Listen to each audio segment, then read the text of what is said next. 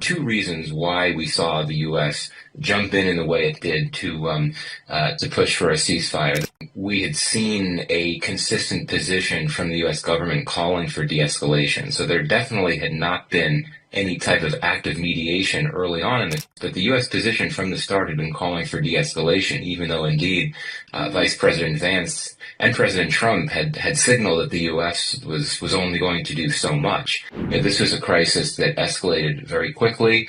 You had significant levels of military action that were used by both sides.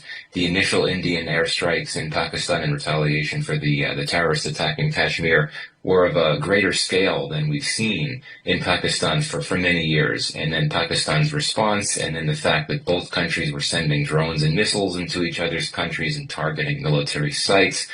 This I think was quite alarming for the U.S. government, just because this was a level of hostilities that had not been seen for many years. The second reason why I think the U.S. intervened, and I think this is really the major reason, is the nuclear issue.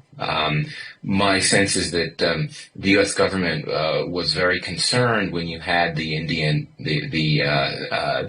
targeting a particular air base in Rawalpindi, which is known to be near nuclear sites, and also the fact that Pakistan's own signaling in terms of convening certain types of meetings, or plans to convene certain types of meetings, suggested the possibility that they were prepared to talk about the risk of nuclear contingencies.